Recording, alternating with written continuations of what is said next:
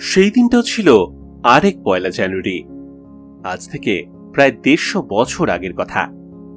সালটা ১৮৭৭। কলকাতা থেকে বম্বে, দিল্লি থেকে মাদ্রাজ তখন সাজো সাজো রব। কেন জানেন? এ কোনো নিউ ইয়ার সেলিব্রেশন ছিল না। আসলে ভারতবর্ষ বরণ করতে চলেছিল এক নতুন সম্রাজ্ঞীকে, মহারানী ভিক্টোরিয়া। নিজেকেই নিজে তিনি ভূষিত করতে চলেছেন কাইজারে হিন্দ টাইটেলে। এটা হলো সেই সিজার, মানে রোমান সম্রাট জুলিয়াস সিজার, তারই একটা ভারতীয় সংস্করণ কাইজারে হিন্দ। ইংলিশে বললে সিজার অফ ইন্ডিয়া। মোদ্দা কথা, ভারতের সর্বক্ষমতা সম্পন্ন এক শাসক। মাঝে বেশ অনেকদিন ইস্ট ইন্ডিয়া কোম্পানি রাজত্ব করলেও সেই সিপাই বিদ্রোহের পর থেকে ভারতবর্ষের শাসনভার ভিক্টোরিয়া নিজের হাতেই তুলে নিয়েছিলেন।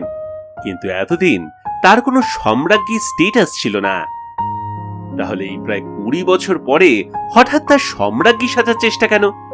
সম্ভবত ভিক্টোরিয়ার মনে হয়েছিল যে যেই ভারতবর্ষে একগাদা রাজা মহারাজার ছড়াছড়ি, সেখানে নিজে কায়জারি হিন্দ উপাধি না ধারণ করলে মান ইজ্জত থাকবে না। তাছাড়া কিছু বছর আগেই জার্মানির প্রথম উইলহেলম কায়জার উপাধি নিয়ে নিজেকে সম্রাট ঘোষণা করেছেন। অনেকে বলে যে তাকেও কিছুটা টেক্কা দিতেই ভিক্টোরিয়ার এই সম্রাজ্ঞী হওয়ার বাসনা।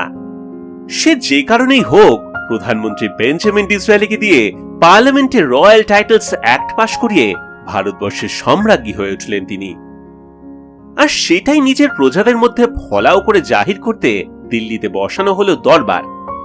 দিল্লির করোনেশন পার্কের জায়গায় তৈরি হলো নানা রকম ছোট বড় তাঁবু।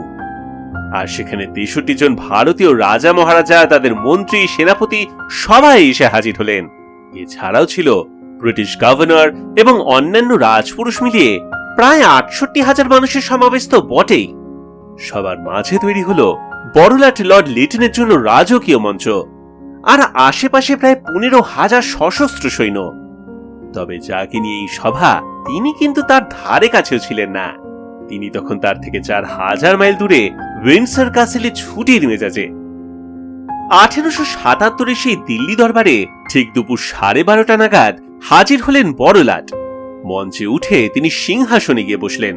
১০ নম্বর বেঙ্গল ল্যান্সার বাহিনীর মেজর অসমন্ড বার্নস ছিলেন দরবারের প্রধান ঘোষক, আর তিনি পড়ে শোনালেন ভিক্টোরিয়ার প্রোক্লামেশন, মানে এই যে নতুন সম্রাজ্ঞীর শাসনে সকলের স্বাধীনতা থাকবে, ন্যায় প্রতিষ্ঠা করা হবে, সব প্রজাদের কল্যাণ, সুস্বাস্থ্য এবং সুখের জন্য তিনি প্রার্থনা করবেন, সবাই ধর্মীয় স্বাধীনতা, শিক্ষা এবং সরকারি চাকরি পাবে, এই সব আর কি।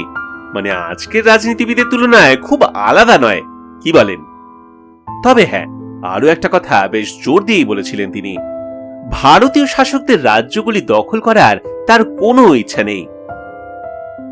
এই প্রোক্লামেশনের পরেই ভাষণ দিলেন বড়লাট, আর তারপর সম্রাজ্ঞীর উদ্দেশ্যে ১০৮টা গান স্যালুট।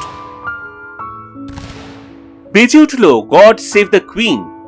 তবে শুধুমাত্র দিল্লিতেই নয়, কলকাতার ময়দানেও দুপুরে বিরাট সভা হয়েছিল, আর এখানেও পড়ে শোনানো হয় সম্রাজ্ঞীর প্রোক্লামেশন। তারপর আর্মির মার্চ পাস্ট, আর সেই গড সেভ দ্য কুইন। এছাড়াও ছিল আরো নানান অনুষ্ঠান।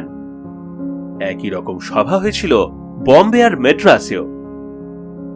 অবশ্য ভিক্টোরিয়ার এই সম্রাজ্ঞী হয়ে ওঠার ব্যাপারটা সেকালে কিন্তু অনেকেই কটাক্ষ করেছিলেন। বাকিংহামের রানী যদি ৭ সমুদ্র ১৩ নদী পারের দেশের সম্রাজ্ঞী হন, তাহলে তো এবার তিনি নিজেকে আয়ারল্যান্ডের এমপ্রেস ডিক্লেয়ার করতে পারেন। টাইমস পত্রিকায় লেখা হয়, ছোট্ট একটা দ্বীপের রানী যদি সম্রাজ্ঞী হন, তাহলে আরাকানের রাজাদেরও সম্রাট বলতে হয়।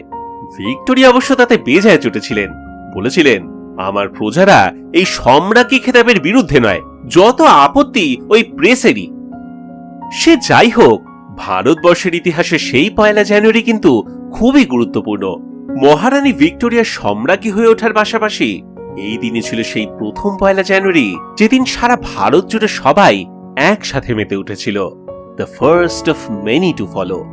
১৮৭৭ সেই দিল্লি দরবারে উপস্থিত ৬৩ জন রাজা মহারাজাদের একটা করে এমপ্রেস অফ ইন্ডিয়া মেডেল দেওয়া হয়েছিল, আর এই মেডেল পেয়েছিলেন এক বাঙালি রাজাও। আপনারা কি কেউ বলতে পারবেন আমি কার কথা বলছি? উত্তরটা যদি জানা থাকে তবে লিখে জানান কমেন্ট সেকশনে। গল্প হলেও সত্যির এই ভিডিওটা কেমন লাগলো সেটাও অবশ্যই লিখে জানাবেন। ভালো লাগলে লাইক, শেয়ার ও সাবস্ক্রাইব করতে ভুলবেন না, আর সঙ্গে থাকবেন গল্প হলেও সত্যির সঙ্গে। আজকের মতন এতটুকুই রইল। ফিরে আসবো এইরকমই আরো নানান অজানা গল্প নিয়ে। আজকের মতন বিদায় জানাই। ধন্যবাদ। নমস্কার।